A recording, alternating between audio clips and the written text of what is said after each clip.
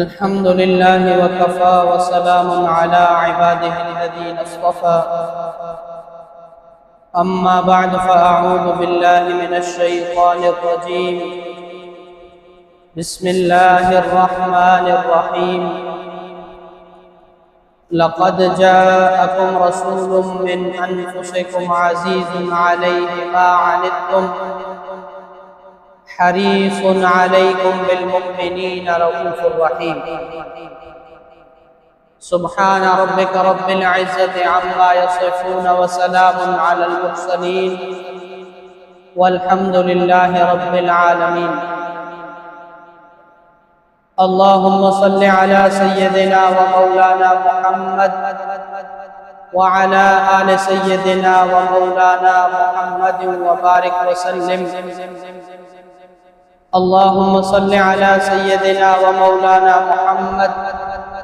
وعلى آل سيدنا ومولانا محمد وبارك وسلم اللهم صل على سيدنا ومولانا محمد وعلى آل سيدنا ومولانا محمد وبارك وسلم سامعین گرامی،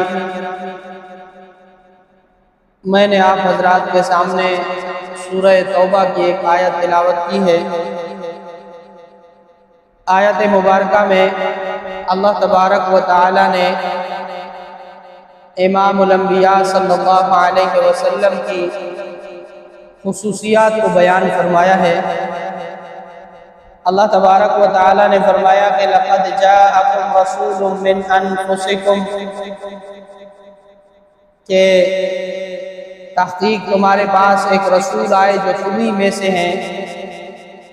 مفسرین کرام نے یہاں دو قول نقل فرمائے ہیں۔ ایک قول تو یہ ہے کہ من انفسکم کا مطلب یہ ہے کہ یہ اللہ تبارک و تعالی نے تمام انسانوں پر احسان فرمایا کہ نبی کریم صلی اللہ علیہ وسلم کو انسانوں میں پیدا فرمایا اور فرشتوں میں پیدا نہیں فرمایا، تاکہ امام الانبیاء صلی اللہ علیہ وسلم کی زندگی انسانوں کے لیے عملی رہنمائی کی شکل اختیار کر سکے۔ اور یہ اللہ تبارک و تعالیٰ کا احسان ہے کہ اللہ تبارک و تعالیٰ نے انسانوں میں سے ہی ایک پیغمبر ان کو عطا فرمایا۔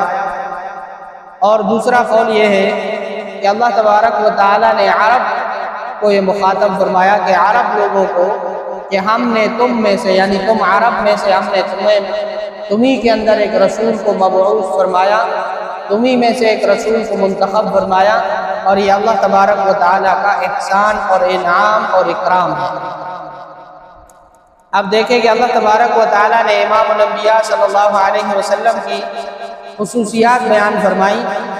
کہ لقد جاءکم رسول من انفسکم عزیز علیہ ما عنتم۔ اللہ تبارک و تعالیٰ فرماتے کہ وہ پیغمبر کوئی عام پیغمبر نہیں ہے،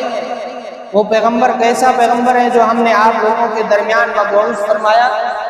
جو ہم نے آپ کو عطا کیا۔ اور اللہ تبارک و تعالیٰ نے قرآن حکیم میں اس کو احسان فرمایا ہے کہ پیغمبر کا مبعوث کیا جانا، جناب رسول اللہ صلی اللہ علیہ وسلم کا تم لوگوں کو مل جانا، یہ اللہ کا احسان ہے۔ لقد من اللہ علی المؤمنین، کہ اللہ تبارک و تعالیٰ نے مومنین پر یہ احسان اور انعام فرمایا کہ اللہ تبارک و تعالیٰ نے ان کو رسول عطا فرمایا ہے۔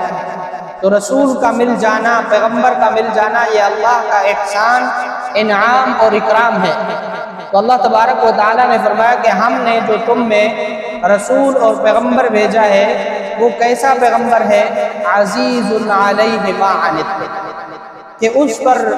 تمہاری مشقت بڑی شاق گزرتی ہے۔ عزیز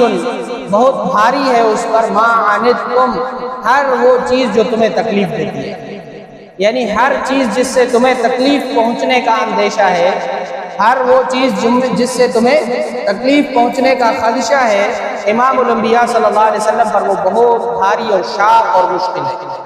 یعنی ایسا پیغمبر ہم نے عطا فرمایا جس کے دل میں تمہارا درد ہے، جس کے دل میں تمہارے لیے فکر ہے، جس کے دل میں تمہارے لیے محبت ہے، رحمت ہے، شفقت ہے، کہ وہ ہر اس چیز پر اپنے اوپر مشقت محسوس کرتا ہے جس سے تمہیں کیا ہوتی ہے، تکلیف پہنچنے کا اندیشہ ہوتا ہے، چاہے وہ پھر عبادات میں سے ہو، چاہے وہ پھر اللہ کی رحمتوں میں سے ہو یا اللہ کی وعید میں سے ہو، ہر چیز نبی علیہ السلام پر شاق گزرتی ہے جو اس کی امت کے لیے تکلیف کا سبب ہے۔ دیکھیں کتنی چیزیں تھیں جو امام الانبیاء صلی اللہ علیہ وسلم کو پسند تھی، لیکن امام الانبیاء صلی اللہ علیہ وسلم اپنے لیے ہمیشہ عزیمت کا راستہ اختیار فرماتے تھے، مشقت کا راستہ اختیار فرماتے تھے، لیکن امت کے لیے آسانی فرماتے تھے۔ دیکھیں امام الانبیاء صلی اللہ علیہ وسلم مسلسل روزے رکھتے تھے، یعنی صوم وصال جس کو کہا جاتا ہے، کہ افطار کے وقت افطار نہیں کیا، صبح سحری سے شروع کیا، شام افطار کا وقت ہوا، روزہ افطار نہیں کیا، دوبارہ نیا روزہ شروع ہو گیا۔ اس طرح پہ در پہ امام الانبیاء صلی اللہ علیہ وسلم روزے رکھتے تھے، اور روایات میں آتا ہے کہ اس طرح یعنی صوم وصال کو امام الانبیاء صلی اللہ علیہ وسلم سے 9 دن کا روزہ بھی منقول ہے، کہ امام الانبیاء صلی اللہ علیہ وسلم نے اس طرح پہ در پہ 9 دن تک مسلسل بغیر کچھ کھائے پیے بھی روزہ رکھا۔ اب بعض صحابہ کرام رضی اللہ عنہم ان کو جو شوق تھا رسول اللہ صلی اللہ علیہ وسلم کی اطاعت گزاری کا، رسول اللہ صلی اللہ علیہ وسلم کی اطاعت کا، اتباع کا، رسول اللہ صلی اللہ علیہ وسلم کے نقش قدم پر چلنے کا، تو صحابہ کرام رضی اللہ عنہم میں سے ایک دو نے یہ سلسلہ شروع کیا کہ انہوں نے بھی روزہ رکھنا شروع کیا۔ 1 یا 2 دن رکھ پائے کہ ان کی حالت غیر ہوئی، امام الانبیاء صلی اللہ علیہ وسلم کو پتہ چلا کہ فلاں صحابی نے بھی یہ کوشش کی ہے، تو امام الانبیاء صلی اللہ علیہ وسلم نے صحابہ کرام رضی اللہ عنہم کو فرمایا کہ ایکم مثلی، تم میں سے کون ہے جو میری طرح ہو سکتا ہے، تم میں سے کون ہے جو میری طرح ہو سکتا ہے، یعنی برداشت میں، قوت میں، طاقت میں اور اللہ کے قرب میں۔ ایکم مثلی،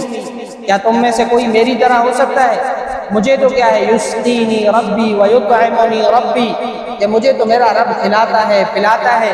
اس لیے یہ صوم وصال رکھنا تمہارے بس کی بات نہیں ہے۔ امام الانبیاء صلی اللہ علیہ وسلم نے منع فرما دیا کہ یہ تمہارے لیے مشقت کا راستہ ہے، اگرچہ یہ میں اپنے لیے اختیار کرتا ہوں یہ راستہ، لیکن چونکہ پیغمبر وہ ہے عزیز علیہ ما عنتم، جس پر ہر وہ چیز بھاری ہے جس سے امت کو تکلیف ہوتی ہے۔ امام الانبیاء صلی اللہ علیہ وسلم پسند فرماتے تھے صوم وصال، خود بھی رکھتے تھے،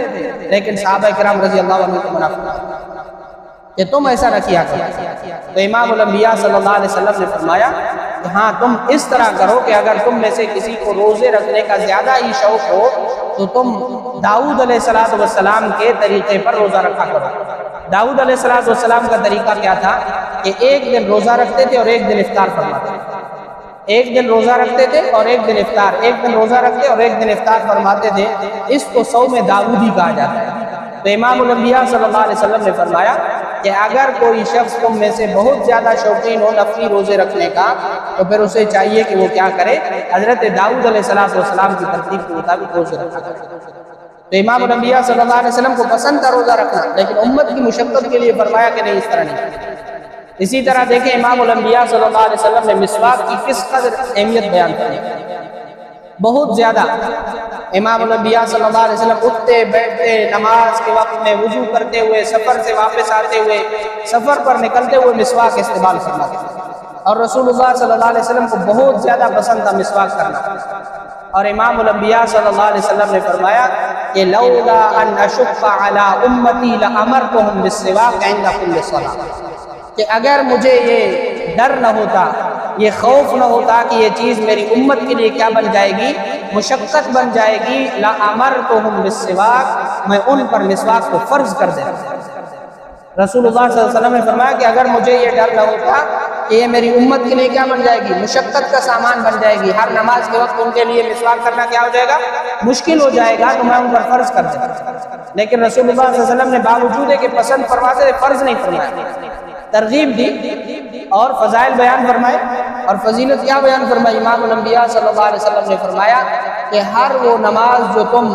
مسواک کے وضو کے ساتھ پڑھتے ہو، یعنی ہر ایسی نماز جس سے پہلے تم نے وضو کرتے ہوئے مسواک کا استعمال کیا ہے، اور وہ نماز جس پر وضو کرتے ہوئے تم نے مسواک کا استعمال نہیں کیا، تو وہ 70 درجے اس سے بڑی ہوئی ہوتی ہے۔ اب اس قدر رسول اللہ صلی اللہ علیہ وسلم نے اس کی ترغیب دلائی، رسول اللہ صلی اللہ علیہ وسلم نے اس کی فضیلت بیان فرمائی، لیکن اس کو فرض نہیں فرمایا. کیوں؟ کیونکہ عزیز علیہ ما عنت، رسول اللہ صلی اللہ علیہ وسلم کو اپنی امت کی تکلیف گوارا نہیں. اسی طرح دیکھیں امام الانبیاء صلی اللہ علیہ وسلم ایک دن رمضان المبارک میں تشریف لائے اور عشاء کی نماز کے بعد امام الانبیاء صلی اللہ علیہ وسلم نے تراویح کی نماز پڑھی. اب رسول اللہ صلی اللہ علیہ وسلم نے نماز پڑھائی. صحابہ کرام تو صحابہ کرام تھے، انہوں نے خوب ذوق اور شوق کے ساتھ رسول اللہ صلی اللہ علیہ وسلم کے پیچھے وہ نماز پڑھی، قرآن مجید سنا. جب اگلا دن ہوا تمام صحابہ کرام رضی اللہ عنہ فرط شوق کی وجہ سے وہاں سارے کے سارے جمع ہو گئے کہ ابھی رسول اللہ صلی اللہ علیہ وسلم تشریف لائیں گے اور ہمیں آ کر جو ہے تراویح کی قیام اللیل کی نماز پڑھائیں گے. امام الانبیاء صلی اللہ علیہ وسلم عشاء کی نماز پڑھ کے فوراً گھر چلے گئے اور اپنی نوافل نماز شروع کر دی اور انتظار کرتے رہے. صحابہ کرام انتظار کرتے رہے، رسول اللہ صلی اللہ علیہ وسلم باہر تشریف نہیں لائے. یہاں تک کہ تہجد کی اذان ہو گئی، سحری کا وقت ہو گیا. صحابہ کرام رضی اللہ عنہ چلے گئے گھروں کو سحری کی. اگلا دن ہوا، صحابہ کرام نے سوچا کہ ہو سکتا ہے رسول اللہ صلی اللہ علیہ وسلم کو کچھ طبیعت کا تقاضا ہو، آج دوبارہ بیٹھ جاتے، ہو سکتا ہے رسول اللہ صلی اللہ علیہ وسلم تشریف لے آئیں. لیکن رسول اللہ صلی اللہ علیہ وسلم تشریف نہیں لائے. تو رسول اللہ صلی اللہ علیہ وسلم نے اپنے گھر سے، اپنے کمرے کے دروازے سے، حجرے مبارک سے پردہ اٹھایا اور دیکھا کہ صحابہ کرام انتظار کر رہے ہیں. تو رسول اللہ صلی اللہ علیہ وسلم نے فرمایا کہ میں اس لیے نہیں آیا کہ مجھے یہ خوف تھا کہ کہیں ایسا نہ ہو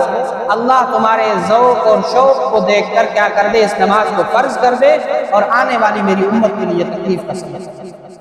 رسول اللہ صلی اللہ علیہ وسلم نے فرمایا کہ جاؤ اپنی اپنی نمازیں پڑھو، اپنی اپنی عبادات میں مشغول ہو جاؤ. رسول اللہ صلی اللہ علیہ وسلم نے تراویح کی نماز کو باجماعت قائم نہیں فرمایا. اس لیے قائم نہیں فرمایا کہ تاکہ یہ فرض نہ ہو جائے، اور اگر فرض ہوگی تو پھر یہ کیا بن جائے گی؟ مشقت کا سامان بن جائے گی. میری امت کے لیے تو 5 نمازیں پڑھنے کا ہے مشکل ہو رہا ہے، تو پھر یہ آگے جو آنے والے لوگ ہوں گے ان کے لیے اس کا فرض ہو جانا یہ مشقت کا سامان بن جائے گا. رسول اللہ صلی اللہ علیہ وسلم نے عزیز علیہ ما عنتم کے تحت کیا فرمایا؟ تراویح کی نماز کو بھی قائم نہیں فرمایا. تو رسول اللہ صلی اللہ علیہ وسلم اس قدر جو ہے رسول اللہ صلی اللہ علیہ وسلم پر امت کی تکلیف اور مشقت ناگوار. اور اسی طرح اللہ تبارک و تعالیٰ نے آگے فرمایا کہ حریص علیکم بالمؤمنین رؤوف الرحیم. حریص علیکم بالمؤمنین رؤوف الرحیم، یہ تمہارے اوپر کیا ہے؟ بہت زیادہ حرص رکھنے والا ہے، بہت زیادہ حرص رکھنے والا ہے. بالمؤمنین رؤوف الرحیم، اور ایمان والوں کے لیے وہ کیا ہے؟ نہایت مہربان، اور کیا ہے؟ مبالغے کے ساتھ رحیم، بہت زیادہ محبت کرنے والا ہے. اب دیکھیں اللہ تبارک و تعالیٰ نے رسول اللہ صلی اللہ علیہ وسلم کی دوسری خصوصیت کو بیان کرنا ہے کہ حریص علیکم، تمہارے اوپر حریص ہے. یعنی کس چیز پر حریص ہے؟ کہ تمہارے لیے جنت پر حریص ہے، کہ میرا ایک ایک امتی جہنم سے بچ کر جنت میں جانے والا بن جائے. رسول اللہ صلی اللہ علیہ وسلم کی دن اور رات، سفر اور حضر، صحت اور بیماری کی رسول اللہ صلی اللہ علیہ وسلم کی ایک ہی فکر لاحق ہوتی تھی، اور وہ فکر کیا تھی؟ کہ میری امت کا ایک ایک فرد جہنم سے بچ کر جنت میں جائے. رسول اللہ صلی اللہ علیہ وسلم کو نہ اپنے معاش کی پرواہ تھی، نہ رسول اللہ صلی اللہ علیہ وسلم کو اپنے گھر گھرستی کی کوئی ایسی فکر ہوتی تھی. رسول اللہ صلی اللہ علیہ وسلم کو صرف ایک ہی فکر لاحق تھی. دیکھیں رسول اللہ صلی اللہ علیہ وسلم ابتدائی اسلام کا زمانہ ہے، رسول اللہ صلی اللہ علیہ وسلم گلیوں میں پھرتے تھے، اور احادیث کے اندر آتا ہے کہ ابو جہل جو اس قدر ظالم تھا، سفاک تھا، رسول اللہ صلی اللہ علیہ وسلم کے پیچھے پیچھے پھرتا تھا. رسول اللہ صلی اللہ علیہ وسلم گلیوں میں جاتے تھے، ایک ایک شخص کو پکڑتے تھے اور اس کو کہتے تھے لا الہ الا اللہ تفلحون، قولوا لا الہ الا اللہ تفلحون. بازاروں میں جاتے، گلیوں میں جاتے،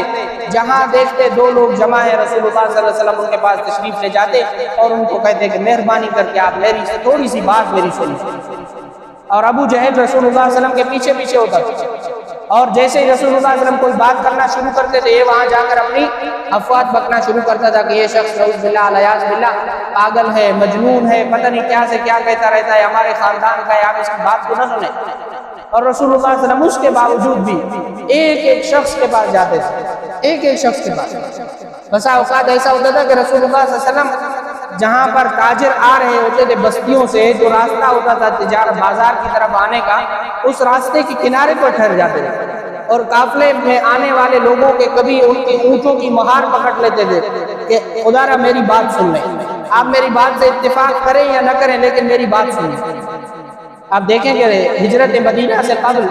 رسول اللہ صلی اللہ علیہ وسلم نے حج کے موقع پر 6 شخص مدینہ منورہ سے آئے ہوئے تھے، اور وہ آئے تھے اپنے کسی قبائلی معاملے کے تصریح کے لیے۔ تو رسول اللہ صلی اللہ علیہ وسلم نے ان کو بٹھایا اور ان سے کہا کہ دیکھیں میں آپ کے سامنے ایک بات رکھنا چاہتا ہوں،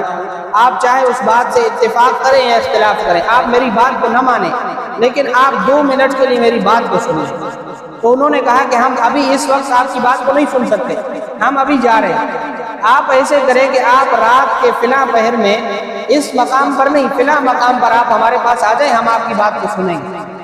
اب دیکھیں رسول اللہ صلی اللہ علیہ وسلم کی حرص اپنی امت پر کہ رسول اللہ صلی اللہ علیہ وسلم کا گھر مسجد نبوی کے پاس ہے۔ اب یہاں سے 4 میل کا فاصلہ ہے، رسول اللہ صلی اللہ علیہ وسلم نے یہ اکیلے طے کیا رات کے وقت، عشاء کی نماز کے بعد اکیلے نکلے، گھر سے کسی کو بتایا نہیں، اور اسی متعین مقام پر گئے اور وہاں جا کر انتظار کرتے رہے۔ اب وہ عرب تھے، ظاہر وعدے کے پکے تھے، انہوں نے رسول اللہ صلی اللہ علیہ وسلم کو وقت دیا ہوا تھا، اور ان کو پتا تھا کہ یہ شخص جس نے ہمارے ساتھ وعدہ کیا ہے تو یہ ضرور تشریف لائیں گے۔ تو وہ بھی اپنے قافلے سے دور چھپ کے تاکہ کسی کو پتہ نہ چلے، وہ بھی اس مقام پر آ گئے۔ وہ ایک گھاٹی تھی، یعنی 2 پہاڑیوں کے درمیان ایک جگہ تھی، وہاں پر رسول اللہ صلی اللہ علیہ وسلم ان کا انتظار کرتے رہے۔ انتظار کے بعد وہ تشریف لائے 6 لوگ، رسول اللہ صلی اللہ علیہ وسلم نے ان کے سامنے دین اسلام کی دعوت رکھی۔ انہوں نے کہا کہ ہم جا کر اپنے علاقے میں آپ کی اس بات پر غور کریں۔ دیکھیں یہ ہے حریص علیہ، اس قدر رسول اللہ صلی اللہ علیہ وسلم حریص تھے اپنی امت، اس قدر کہ رات کو 6 بندے ہیں، 6 لوگ ہیں، وہ کہہ رہے کہ ہم آپ کی بات ابھی نہیں سنیں گے، آپ فلاں مقام پر رات کو تشریف لائیں۔ رسول اللہ صلی اللہ علیہ وسلم سارا دن اسی فکر میں رہے، رات ہوئی اسی متعین مقام پر خود بنفس نفیس اکیلے تشریف لے گئے اور ان 6 لوگوں تک دین اسلام کی بات پہنچائی کہ اگر یہ 6 لوگ بھی جہنم سے بچ کر جنت میں جانے والے ہیں۔ اس قدر اللہ تبارک و تعالیٰ نے فرمایا حریص علیہ، تمہارے اوپر حریص، بالمؤمنین رؤوف الرحیم، اور ایمان والوں کے لیے کیا ہے؟ مہربان، شفقت فرمانے والے اور رحمت والے، نبی رحمت۔ دیکھیں امام الانبیاء صلی اللہ علیہ وسلم سب سے زیادہ سراپا رحمت۔ اب رؤوف الرحیم، یہ 2 نام اللہ تبارک و تعالیٰ کے صفاتی نام ہیں۔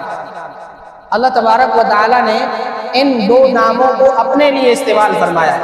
ان 2 خاصیتوں کو اپنے لیے استعمال فرمایا کہ اللہ تبارک و تعالیٰ نے فرمایا کہ اللہ اپنے بندوں کے ساتھ کیا ہے؟ رؤوف اور رحیم ہے، رأفت کرنے والا، رحمت کرنے والا، شفقت کرنے والا ہے۔ اور یہی 2 خصوصیات امام الانبیاء صلی اللہ علیہ وسلم کے لیے بھی استعمال فرمائی کہ امام الانبیاء صلی اللہ علیہ وسلم مؤمنین پر کیا ہے؟ سب سے زیادہ مہربان ہے۔ اب دیکھیں امام الانبیاء صلی اللہ علیہ وسلم سے زیادہ کون مہربان ہو سکتا ہے؟ امام الانبیاء صلی اللہ علیہ وسلم نے خود فرمایا کہ انا نبی الرحمہ، کہ میں رحمت والا پیغمبر ہوں، اور اس سے بڑی رحمت کیا ہو سکتی ہے؟ دیکھیں کہ امام الانبیاء صلی اللہ علیہ وسلم طائف کے سفر پر تشریف لے جاتے ہیں۔ رسول اللہ صلی اللہ علیہ وسلم جب 10 سال مکہ مکرمہ کے اندر رہ کر دعوت کا کام کرتے ہیں تو ہر طرف سے رسول اللہ صلی اللہ علیہ وسلم کو مایوسی ہوتی ہے۔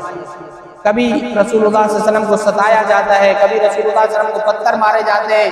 کبھی اوپر اجڑی ڈال دی جاتی ہے، کبھی رسول اللہ صلی اللہ علیہ وسلم کو نعوذ باللہ مجنون اور پاگل کہہ دیا جاتا ہے، اور رسول اللہ صلی اللہ علیہ وسلم یہ سب کچھ برداشت کرتے رہتے ہیں۔ اور پھر اس کے بعد ایک وقت آتا ہے کہ جب کفار یہ فیصلہ کرتے ہیں کہ رسول اللہ صلی اللہ علیہ وسلم کو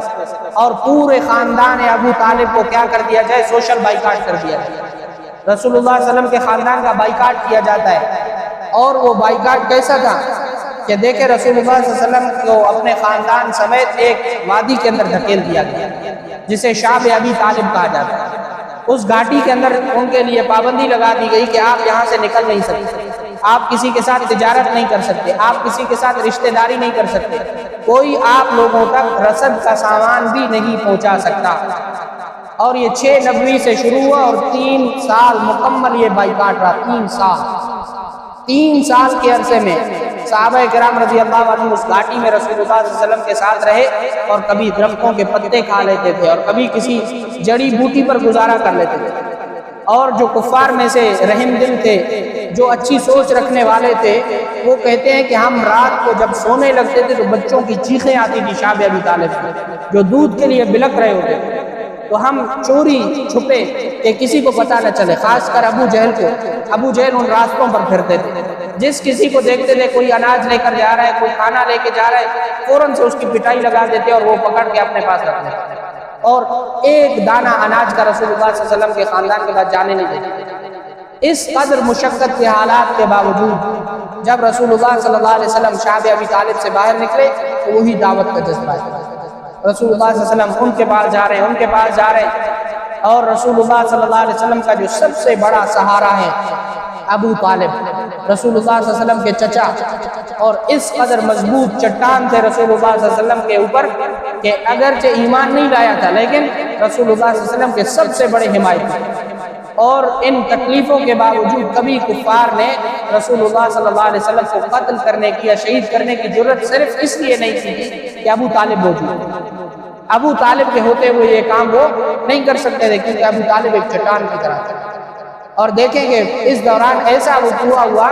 کہ ابو طالب جیسی چٹان بھی رسول اللہ صلی اللہ علیہ وسلم کو ٹوٹتی ہوئی محسوس ہوئی۔ ابو طالب کے پاس کفار آئے، انہوں نے کہا کہ دیکھیں ہم نے ہر طرح کا حربہ آپ کے بھتیجے کے خلاف استعمال کر لیا، ہم نے اس کو تکلیفیں پہنچائیں، وہ باز نہیں آیا، ہم نے آپ لوگوں کا بائیکاٹ کیا، وہ باز نہیں آیا، اب ہم آپ کے ساتھ ایک معاہدہ کرتے ہیں، آپ ہمارے ساتھ بیٹھ کر بات کریں تاکہ یہ قصہ، یہ معاملہ اسی جگہ پر ختم ہو جائے۔ ابو طالب نے کہا کہو کیا کہنا چاہتے ہیں؟ انہوں نے کہا کہ آپ اپنے بھتیجے کو بتائیں، ہم اس کو آفر دے رہے ہیں۔ سب سے پہلی بات یہ ہے کہ آپ کو ہم رئیس الرؤساء بنائیں گے، جتنے بھی قبائل ہیں ہمارے عرب کے، بنو ہاشم ہے، عبد مناف ہے، جتنے بھی قریش کے قبائل ہیں، ان سب کو ملا کر ہم آپ کو ان سب کا سردار بنا دیں گے، ان سب کا رئیس الرؤساء بنا دیں گے، ان سب کے اوپر آپ کو ہم بڑا بنا دیں گے، آپ اپنے اس دعوت کے کام سے پیچھے ہٹ جائیں۔ اور اگر آپ کو مال چاہیے تو آپ ہمیں بتائیں کہ عرب سے جانے والا جو بھی قافلہ ہوگا تجارت کے لیے، ہم آپ کا اس سے جو بھی معتد بھی حصہ آپ کہیں گے، ہم اس پورے قافلے کا آپ کو دے دیں گے۔ آپ کو جتنا مال چاہیے ہم آپ کو سونے اور چاندی کے اندر تول دیں گے، آپ کو لاد دیں گے، آپ جس قدر سونا اور چاندی چاہیں ہم سے لے لیں، لیکن اس لا الہ الا اللہ کی دعوت سے پیچھے ہٹ جائیں۔ اور تیسری بات یہ ہے کہ اگر آپ کو ایک خوبصورت عورت چاہیے، آپ کسی سے شادی کرنا چاہتے ہیں، تو ہم پورے عرب کی سب سے خوبصورت عورت تلاش کر کے ہم آپ کے نکاح میں دے دیں گے۔ یہ تین باتیں ہیں، آپ ان تینوں میں سے جس کو بھی قبول کر لیں، یا ان تینوں میں سے آپ تینوں باتیں کہیں، ہم یہ بات قبول کرنے کے لیے تیار ہیں، لیکن آپ لا الہ الا اللہ کی دعوت سے پیچھے ہٹیں۔ ابو طالب آتے ہیں اور رسول اللہ صلی اللہ علیہ وسلم کو دیکھتے ہیں کہ رسول اللہ صلی اللہ علیہ وسلم ایک کونے میں بیٹھے رو رہے ہیں اپنی امت کے غم میں۔ ابو طالب آئے، دیکھا، آنکھوں میں آنسو آ گئے، رسول اللہ صلی اللہ علیہ وسلم کو متوجہ کر کے کہا کہ اے میرے بھتیجے، اے میرے بیٹے، اے میرے لاڈلے، میرے ان ناتواں کندھوں پر اب بوجھ بہت بڑھ گیا ہے، میں بوڑھا ہو چکا ہوں، مجھے دنیا کی فکر نے بوڑھا نہیں کیا، مجھے ان قبائلی لوگوں نے قبیلے کے معاملات میں مجھے جتنا دباؤ ڈالا، میں دباؤ میں نہیں آیا، مجھے آپ کی فکر نے بوڑھا کر دیا ہے، مجھے آپ کی پریشانی اور لاحق غم نے پریشان کر دیا ہے، اب میں اس قدر کمزور ہو چکا ہوں کہ اب میں ان کندھوں پر مزید دباؤ اور بوجھ برداشت نہیں کر سکتا۔ اب دیکھیں یہ کتنی بڑی بات تھی جو ابو طالب نے رسول اللہ صلی اللہ علیہ وسلم سے کیا کہا کہ اے میرے بھتیجے، آپ ان ناتواں کندھوں پر مزید بوجھ برداشت نہیں کر سکتے، آپ کیا کریں، آپ میرے لیے کچھ نرمی کریں، کچھ راستہ نکالیں۔ رسول اللہ صلی اللہ علیہ وسلم متوجہ ہوئے اور کہا کہ اے میرے چچا، کیا بات ہے، آپ کیا کہنا چاہتے ہیں؟ رسول اللہ صلی اللہ علیہ وسلم نے فرمایا کہ تمہاری قوم میرے پاس آئی تھی اور اس نے یہ مطالبے رکھے ہیں، یہ باتیں کہی ہیں، تمہارا کیا خیال ہے؟ رسول اللہ صلی اللہ علیہ وسلم نے جب یہ بات سنی تو رسول اللہ صلی اللہ علیہ وسلم باوجود کہ دیکھ رہے تھے کہ میرا سب سے مضبوط سہارا کون ہے، ابو طالب میرے چچا ہیں جو سب سے بڑے حمایتی بن کر ہمہ وقت میرے ساتھ ٹھہرے ہیں، لیکن اس کے باوجود رسول اللہ صلی اللہ علیہ وسلم فوراً کھڑے ہو گئے اور کہا کہ اے چچا، اگر آپ یہ کہنا چاہتے ہیں کہ میں اپنے اس لائی ہوئی دعوت سے دستبردار ہو جاؤں، اللہ کے بھیجے ہوئے اس دین سے دستبردار ہو جاؤں، اللہ کے سونپے ہوئے اس فریضے کو چھوڑ دوں، تو آپ میری بات کھلے کانوں سے سن لیں اور میری قوم کو بھی بتا دیں کہ میں محمد الرسول اللہ اس ذات کی قسم کھا کر کہتا ہوں جس کے قبضے میں میری جان ہے، اس دائیں ہاتھ پر میرے سورج رکھ دیا جائے اور اس بائیں ہاتھ پر میرے چاند رکھ دیا جائے، تب بھی میں اس دعوت کے کام سے باز نہیں آ سکتا۔ رسول اللہ صلی اللہ علیہ وسلم نے صاف انکار کر دیا، اور رسول اللہ صلی اللہ علیہ وسلم نے ابو طالب سے کہا کہ اگر آپ تھک گئے ہیں، اگر آپ کمزور پڑ گئے ہیں تو آپ مجھے چھوڑ دیں، آپ اپنی حمایت مجھ سے واپس لے لیں، مجھے اللہ کافی ہے، حسبنا اللہ و نعم الوکیل، اللہ میرے کارساز ہے، اللہ میری حفاظت کرنے والا ہے، آپ مجھے چھوڑ دیں۔ تو ابو طالب فوراً سے اٹھے، رسول اللہ صلی اللہ علیہ وسلم کو گلے سے لگایا اور اشعار پڑھے کہ اے میرے لاڈلے، میری جان بھی تم پر قربان ہو، میرا مال بھی تم پر قربان ہو،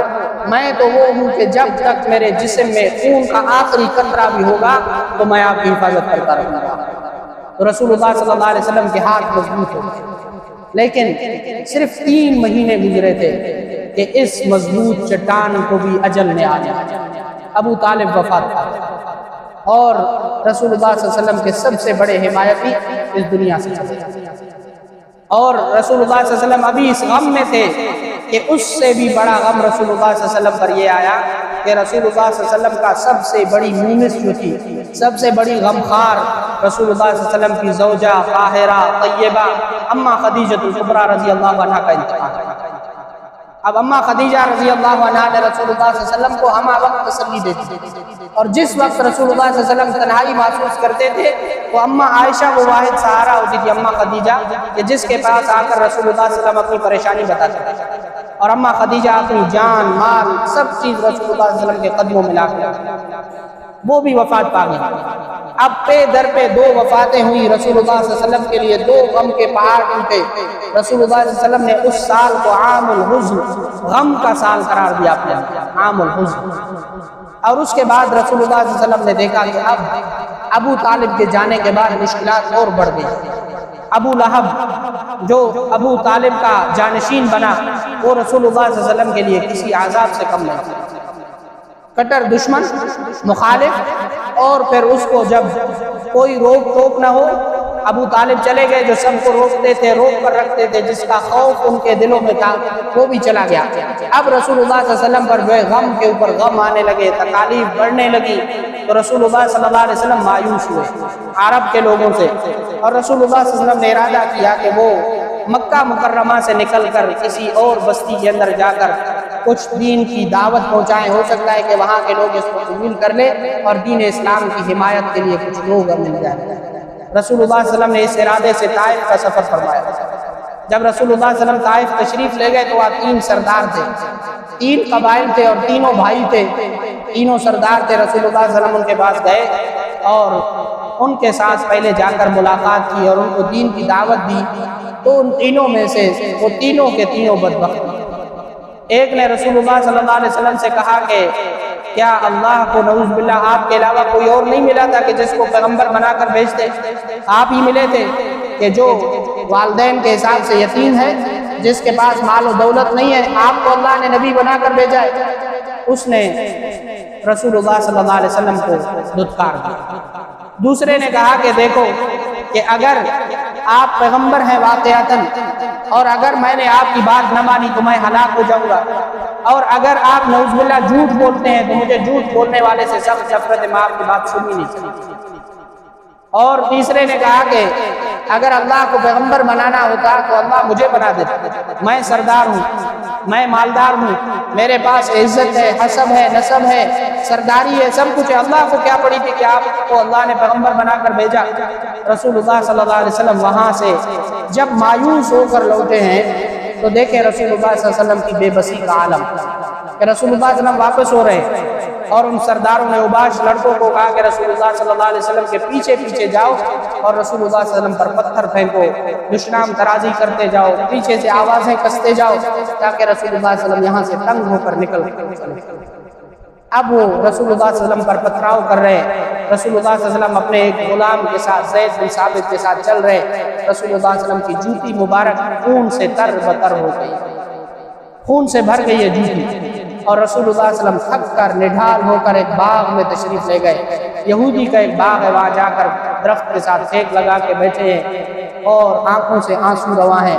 اور دعا مانگتے ہیں۔ اب دیکھیں اللہ تبارک و تعالیٰ نے رسول اللہ صلی اللہ علیہ وسلم کی اپنی محبوب کی اس بے بسی کو دیکھا تو رسول اللہ صلی اللہ علیہ وسلم کے پاس اللہ تبارک و تعالیٰ نے فرشتوں کو بھیجا۔ پہلے بادلوں والا فرشتہ آیا اور اس نے آ کر کہا کہ یا رسول اللہ صلی اللہ علیہ وسلم، اللہ نے بادلوں کا نظم و نسق میرے ذمہ لگا رکھا ہے، بادلوں کو ادھر سے ادھر لے جانا، بارش کا برسانا، یہ انتظام میرے ذمہ ہے۔ اگر آپ مجھے کہیں تو میں ایک بادل ان پوری بستی والوں پر پھاڑ دوں تاکہ یہ ہلاک ہو کر سیلاب میں غرق ہو جائے، جس طرح نوح علیہ السلام کی قوم ہلاک ہوئی۔ رسول اللہ صلی اللہ علیہ وسلم نے فرمایا نہیں، میں ایسا نہیں چاہتا۔ تو پھر اس کے بعد پہاڑوں والا فرشتہ آیا اور اس نے آ کر سلام کیا، السلام علیکم یا رسول اللہ، میرے پاس پہاڑوں کا اختیار ہے، یا رسول اللہ صلی اللہ علیہ وسلم آپ مجھے بتائیں کہ یہ جو طائف کی وادی ہے دو پہاڑوں کے درمیان ہے، آپ مجھے حکم دیں میں ان دونوں پہاڑوں کو درمیان میں ملا دوں تاکہ یہ پوری کی پوری بستی یوں پسج کر ہلاک ہو جائے۔ رسول اللہ صلی اللہ علیہ وسلم نے فرمایا نہیں، میں یہ نہیں کر سکتا۔ اور اس کے بعد ہواؤں والا فرشتہ آیا، اس نے کہا یا رسول اللہ صلی اللہ علیہ وسلم آپ مجھے حکم دے کہ میں ان پر ایسی آندھی چلاؤں جیسے قوم عاد پر آندھی آئی، اللہ نے ان کو توڑ کر ڈالا اور ان کے سر آپس میں ٹکرا کے وہ ہلاک ہوئے۔ آپ مجھے حکم دے میں ایک لمحے کے اندر سوئی کے ناکے کے برابر ان پر ہوا کو کھول دوں تاکہ یہ ہلاک اور برباد ہو جائیں۔ رسول اللہ صلی اللہ علیہ وسلم نے فرمایا نہیں، میں بد دعا دینے کے لیے نہیں بھیجا گیا۔ رسول اللہ صلی اللہ علیہ وسلم نے فرمایا میں بد دعا دینے کے لیے نہیں بھیجا گیا، میں عذاب دینے کے لیے نہیں بھیجا گیا۔ فرمایا انا مبعوث بالرحمہ، میں رحمت کے ساتھ مبعوث ہوں، مجھے اللہ نے سراپا رحمت بنا کر بھیجا ہے۔ ہاں، یہی وہ خصوصیت ہے جس کو اللہ تبارک و تعالیٰ نے قرآن حکیم میں فرمایا کہ بالمؤمنین رؤوف الرحیم۔ کیا اس سے بھی بڑا مہربان کوئی ہو سکتا ہے کہ ایک بستی سے دھتکار کر نکال دیا گیا اور دوسری بستی والوں نے 10 سال رسول اللہ صلی اللہ علیہ وسلم کو تکالیف دی، لیکن رسول اللہ صلی اللہ علیہ وسلم کیا کہہ رہے ہیں انا مبعوث بالرحمہ، میں رحمت کے ساتھ مبعوث ہوں۔ پھر اس کے بعد پیغمبر علیہ السلام نے ہاتھ اٹھائے اور دعا مانگی کہ اے اللہ اللہم اشکو قوت ضعفی، کہ اے اللہ، اے میرے رب، میں اپنی کمزوری کی، اپنے بے بسی کی شکایت آپ کو، کہ آپ مجھے ان لوگوں کے حوالے کرتے ہیں کہ جو مجھے دھتکارتے ہیں، جو مجھے گالیاں دیتے ہیں، جو مجھے پھینک دیتے ہیں، جو میری بات سنتے نہیں ہیں، جو مجھ کو مارتے ہیں۔ اے اللہ، اگر آپ اس سب میں راضی ہیں، اگر یہ سب کے باوجود، ان تکالیف کے پہنچنے کے باوجود آپ مجھ سے راضی ہیں تو مجھے اور کچھ نہیں چاہیے، بس مجھے آپ کی رضا کافی ہے۔ اتنی تکالیف کے باوجود کہ لوگ میری بات نہیں سن رہے۔ دیکھیں کتنا بڑا معاملہ ہے کہ ایک شخص اگر کوئی ہم سے کہے کہ میں آپ کی بات نہیں سنتا، چلے ہم پوری زندگی پھر کبھی اس کو منہ نہ لگائیں۔ اور ادھر دو جہان کے سردار ہیں، امام الانبیاء صلی اللہ علیہ وسلم ہے، لوگ دھتکار رہے، پتھر مار رہے، اس کے باوجود رسول اللہ صلی اللہ علیہ وسلم فرما رہے کہ اے اللہ، مجھے ان کی پرواہ نہیں ہے، ان کے پتھروں کی کوئی بات نہیں، میں ان پر کوئی بد دعا نہیں چاہتا، میں ان کو ہلاک نہیں کرنا چاہتا، میں ان کے لیے دعا کرتا ہوں۔ اس سے بڑی رحمت کا دعا مانگی کہ اے اللہ، اگر آپ مجھ سے راضی ہیں مجھے ان سے کوئی شکایت نہیں، یہ آپ کے بندے ہیں، ہو سکتا ہے کہ یہ نہ ہو تو ان کی آنے والی نسل جو ہے اس دین کو ماننے والی بن جائے اور اس دین کو قبول کرنے والی بن جائے۔ رسول اللہ صلی اللہ علیہ وسلم نے یہ دعا مانگی اور اس کے بعد باغ کے مالک نے دیکھا کہ ایک مسافر ہے، ٹوٹا شکستہ زخمی حالت میں، اس نے اپنے غلام کو کہا کہ آپ جا کر اس کو پانی پلائیں۔ وہ غلام آیا،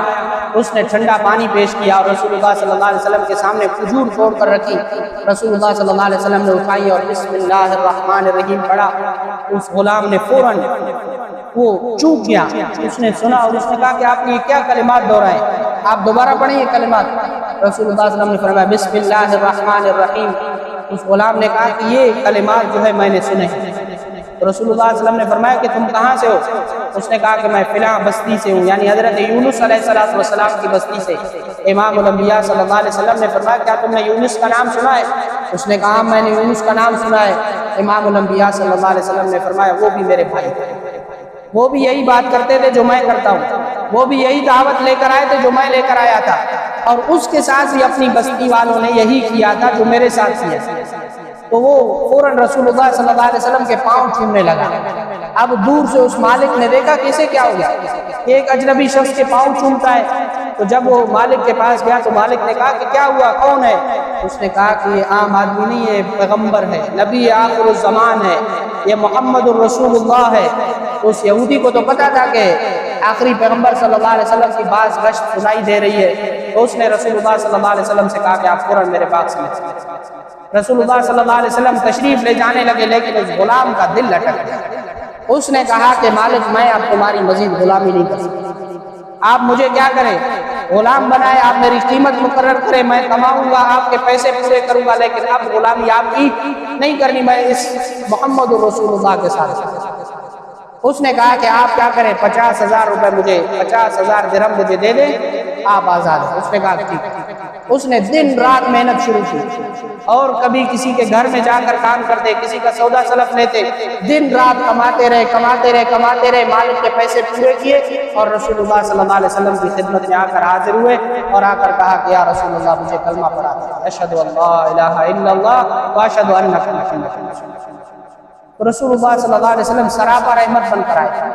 اور رسول اللہ صلی اللہ علیہ وسلم اپنی امت کے لیے آسانیوں کا راستہ چاہتے، اپنے لیے مشقت کا راستہ اور امت کے لیے آسانی کرنا۔ اللہ تبارک و تعالیٰ سے دعا ہے کہ اللہ تبارک و تعالیٰ ہمیں نبی رحمت صلی اللہ علیہ وسلم کی رحمت کی آغوش میں جگہ دے، اور اللہ تبارک و تعالیٰ قیامت کے دن ہم گناہ گاروں کو رسول اللہ صلی اللہ علیہ وسلم کے دامن شفاعت میں جگہ نصیب فرمائے، اور رسول اللہ صلی اللہ علیہ وسلم کی کامل اتباع اور نقش قدم پر چلنے کی توفیق نصیب فرمائے۔ وآخر دعوانا الحمدللہ۔